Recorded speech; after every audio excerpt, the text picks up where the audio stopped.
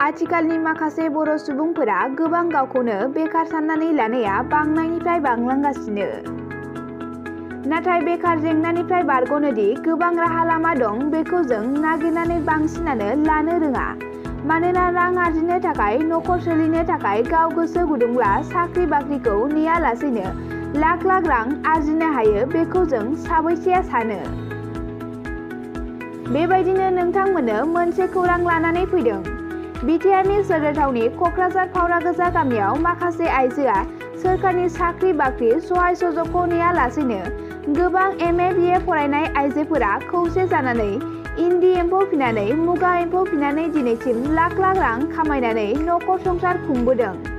लोगोसे दिनै मिरु सोरखारनिफ्राय फैनानै बर' आइजोनि बेबायदि हाबा मावनायखौ नायफैनांगौ जादों आरो दिनैनि समाव बिटिआरखौ मोनसे समायना आरो सेरिकालचार एग्रिकालचार बिथिङाव आखा फाखा दं होननानै मुं लाखिनो हादों। बिथांमोननि बे क्लाबानो जाबाय दैमारु ग्रीन लिफ आरो बे बिथांमोना नाबार्ड NGOनि दैदेननायजों गोबां आवगायलांनो हानायखौ फोरमायो। लोगोसे बिथांमोना फोरमायबावोदि आथिखालाव साख्रिखौल' नेनानै थायालासै बेफोरबायदि बायदिसिना दाउ अमा बोरमा बायदि बायदि गावनि सुबिदा बायदियै मावनानै रां आरजिनो नांगौ होननानै फोरमायो। दैमारु क्लाब ग्रीन लिफनि गाहाय नेहाथारि बिथाङा बिटिआर सोरखारखौ खावलायोदि जाहाथे बिथांमोना आरोबाव जौगानाय लामायाव फैनो थाखाय नोजोर होनांगौ होननानै।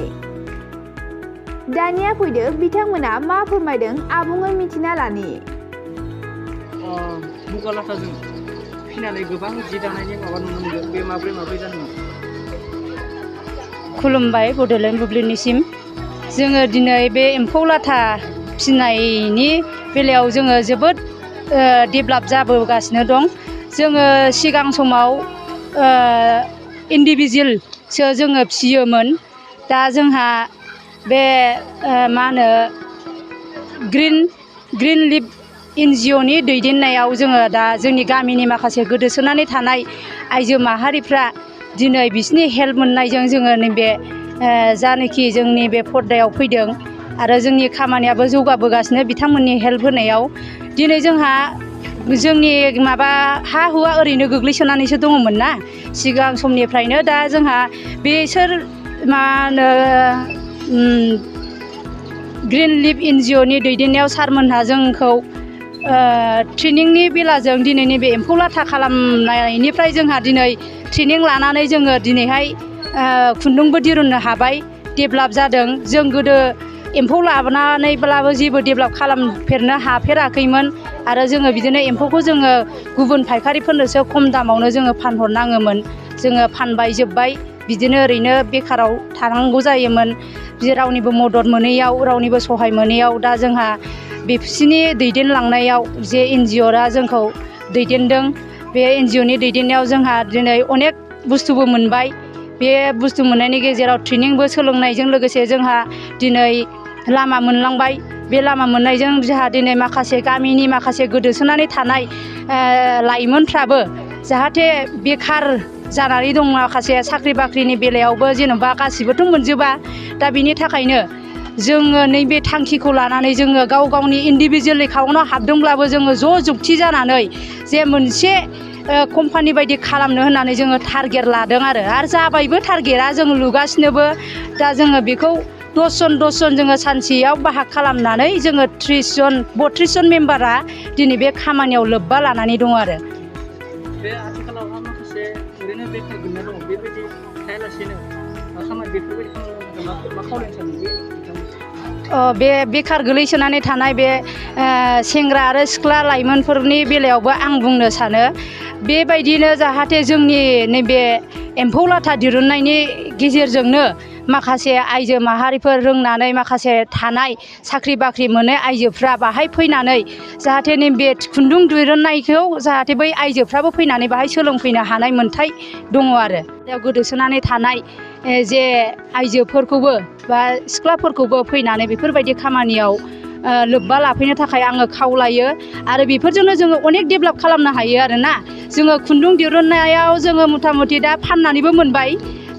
पार केजि माने जोङो 4000 किल' मोनो आरो। जोङो माबायाव मोनोब्लाथ' फिथोबावथ' जोङो 800 850 बिदिल'सो मोनो दा जोङो खुन्दुं खालामनानै दिरुननायाव जोङो 4000 केजि जोङो मोन्दों आरो फानबायबो दङ आरो जोङो जिबो दाहांबाय आरो जों दालांबाय थागोन आरो सरखारनि आरो दानि गोदान सरखारा जाहाथे जोंनि नैबे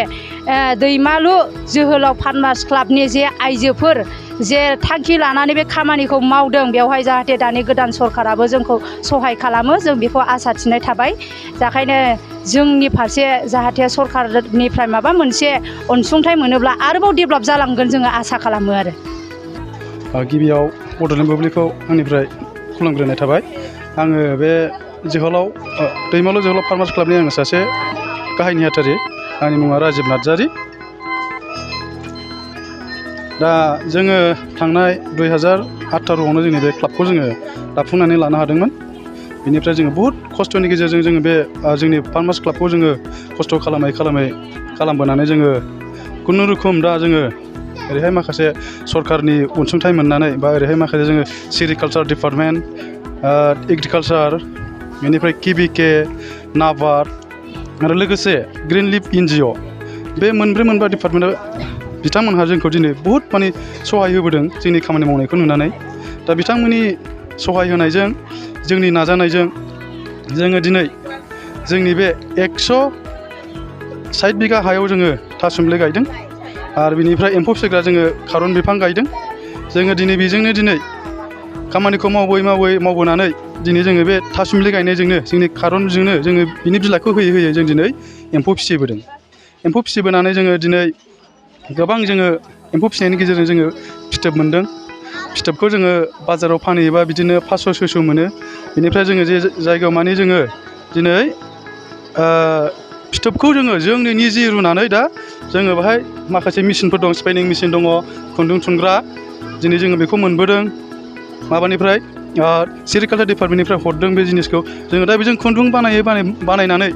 खुन्दुङाबो बहुत बुरजा जाबाय आरो बिनिफ्राय जोङो फानहरबायबो केजियाव जोङो दिनै 4000 4,500 5,000 जों केजियाव बिदि फानहरगासिनो दङ खिन्थु जोङो बाजाराव फानहैयोबा फिथोबखौ फानहैयोबा जोङो बिदिनो 400-500नि जोङो फाननाङो 600नि जों फाननाङो नाथाय जों दिनै बे फाननायखौ जोङो दोन्थ'नानै जोंनो दिनै खुन्दुं बानायनानै मेचिनजों जों खुन्दुं बानायनानै जों दिनै प्रफिटखौ जोङो बांसिन मोननाय मोन्दों आरो एम्फौखौबो जोङो बाजाराव फाननानै जों गोबां प्रफिट मोन्दों दा जोङो बेजोंनो दिनै जोंहा बहुद जोङो डेभेलप जाबोगासिनो दङ जोङो दिनै बे जोंनि फार्मार्स क्लाबाव जोङो गासै 33 बेनिफिसियारि दङ जों सोद्रोमाफोर दङ दा बेवहाय जोङो न'खराव सानै लायोबा जोंहा 33आव माने 66 जायो जों दा बिराद बहुत खौसेयै जोङो बे खामानिखौ मावबोगासिनो दङ आरो दिनै जोंनि खामानि मावनाया दिनै गोबां बेफोरबायदिनो माने जौगाबोबाय थादों दिनै जौगानायनि गेजेराव जों नैबे पर्यायाव जों दिनै सफैनो हादों आरोखि जोङो आङो दा बेखौनो गोदान सरखारनिसिम आं बेखौनो खावलायनो लुबैदों जाहाथे माने जोंहा दिनै बेवहाय माखासे दानि गोदान सरखारनि MLA बिथांमोनहाबो नायफैखांबाय बिथांमोनहा नुलांबाय नायफैनानै निस्सय बिथांमोनहा गावसोरबो एसे खोथा होलांदोंमोन बिथांमोनहा दा खोथा होलांनाय बायदि बिथांमोनहा माने जाहाथे जोंखौ नायस'नो जोंनि मावनायखौ जाहाथे बिथांमोनहा नायस'ननानै जोंनि खस्थ'खौ नुनानै जाहाथे जोंनोबो एसे गोदान सरखारनिफ्राय अनसुंथाइ हरो आं बेखौनो बिथांमोनखौ माने खावलायनो सानदों आरोखि आङो आंनिफ्राय खावलायहरदों आरोखि बेखौ जोङो बे ग्रिन लिफ NGOआ सिगाङावहाय बे जायगायाव जोङो नाबार्डनि दारै फार्मार्स क्लाब बानायजेननाय जादोंमोन फार्मार्स क्लाब बानायनानै जोङो बेवहाय मोनसे सयल टु माबा आरो सिल्क जि इरिनि प्रजेक्ट बेखौ जों बोसोरसेनि नाबार्डनि हेल्पजों जोङो मावजेनदोंमोन बिनिफ्राय जि जोंनि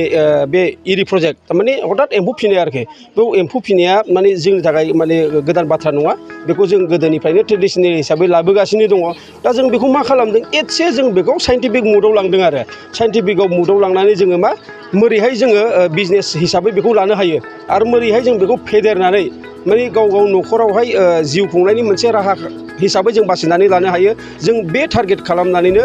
जोङो बे इरि प्रजेक्टखौ बानायनाय जादों सिगाङावहाय बे ओनसोलावहाय जोङो फैनानै नुफैयोमोन एम्फौ फियोब्लाबो खुब खम फियोमोन आरो मा बोसोराव खेबनै गाहामल' फियोमोन दा जोंनिफ्राय ट्रेनिं मोननानै बिसोरो दा खेबबा गाहाम माने बोसोरावहाय खेबब्रै खेबबासिम लायो एम्फौ फियो बिसोरो बेनिफ्राय सिगाङाव बिसोरो एम्फौ फिथोबखौ लकेलावहाय जों मोनथिनायाव बिसोरो 500निफ्राय 600सिमावनो फानोमोन बेफारिफोरनो दा जों फैनानै बिसोरखौ माखासे ट्रेनिं होनानै बिसोरो दा 800निफ्राय 900नि गेजेरावहाय बिसोरो माबाखौ फानो फिथोबखौ फानो आरो दा फिथोब फाननायल' नङा बेखौ जों मा खालामबावदों फिथोबनिफ्राय जोङो मारै भेलु एडिसन खालामनानै बेनिफ्राय जों बांसिन थाखा आरजिनो हायो बेबायदि जों मोनसे टारगेट लानानै मोनसे MEDP ट्रेनिं जोङो बेवहाय होफैनाय जादों बे MEDP ट्रेनिंआव जोंनो नाबार्डआ स्पन्सार खालामदोंमोन बिनिफ्राय मा खालामगोन जेब्लानाखि बे MEDPनिफ्राय स्पाइनिं जि इन्दि फिथोबनिफ्राय माने खुन्दुं बानायनाय जायो बेखौ ट्रेनिं होनानै बिसोरो दा जेरावहाय 800निफ्राय 900 केजियाव फानोमोन फिथोबखौ दा 4000नि बिसोरो खुन्दुंखौ फानगासिनो दङ आरो दा गावसोरनो ओरैनो फानदोंबा आरो दा गावसोरो मा इन्दि जि लुनायनिबो टारगेट जानानै दङ जोङो डिपार्टमेन्टआव अलरेडि एप्रच खालामबाय बिनि थाखाय जोंनावहाय लुं फैगोन जेकार्ड फैगोन आरो जोङो नांगौ बायदि बिसोरखौ जोङो ट्रेनिं होबावगोन आरो बेबायदिनो गाव गावनि जिउ खुंना माने हानाय बायदि जों बिसोरखौ मोजाङै फसंथानो जोङो सेस्था खालामदों आरो आङो जायगानि मानसिफोरखौ आङो जथेस्थ' माने धन्यबाद होनांगोन माने बाख्नायनांगोन जिहेथु जोंनि डिरेक्सन मथे जेसेबां खामानि मावनांगौ बेखौ बिसोरो नांथाबनानै मावगासिनो दं बे हिसाबै बिसोरो जेसेबां मोननांगौ माने आरजि जेनेबा रां हिसाबै बिसोरो खामायगासिनोबो दङ बेवहाय आंहा जथेस्थ' गौरब मोजां मोनदों आरो जोङो सानो जेनेबा अखल खालि जेनेबा मोनसे जेनेबा माबाखौल' लानो नाङा जेनेबा हथात साख्रि बाख्रिखौनो बुंबाय आङो बे लाइनावल' थांनो नाङा सोरबाया फिगोन अमा सोरबाया फिगोन दाउ सोरबाया फिगोन इन्दि लुनाय आरो बा नों इन्दि फिनाय बेबो जे मोनसे जोंनि थांना थानायनि मोनसे जिउ राहा हिसाबै लाजायो बेखौ बुजिनांगोन आरो मावनो सोलोंनांगोन आरो जुदि माबाफोर ट्रेनिं सुबिदा बा मारै खालामनाय जायो बेफोरखौ जुदि माबायोब्ला सोलोंनो गोसो दंबा जगाजग लानो हागोन जों गुवारै सावरायगोन बिनिफ्राय जोङो मावलांनो थाखाय आगबारिलांनो हागोन बाक्सा जिल्लानि सिङाव थानाय बासबारि रेन्ज बेकि जंगल उड्स रिजर्ट मानास नेशनेल पार्क बे समायना रिजर्टआव नोंथांमोना बर'नि ट्रेडिशनेल फुड्स गोथाव अमा बेदर सावनाय एवनाय लकेल दाउ बेदर बोरमा बेदर बायदि बायदिफोरखौ मोनजानायजों लोगोसे बाहेरायाव थानो थाखाय टेन्टनि सुबिदा दङ बनफायार जिप साबारि rafting elephant ride tea garden walk आलादा आलादा एसि गोनां खथानिबो सुबिदा दङ बे सुबिदाखौ लानो थाखाय नैबे नाम्बाराव फन खालाम 9104974956 एबा 9707614012 आरो 98648327334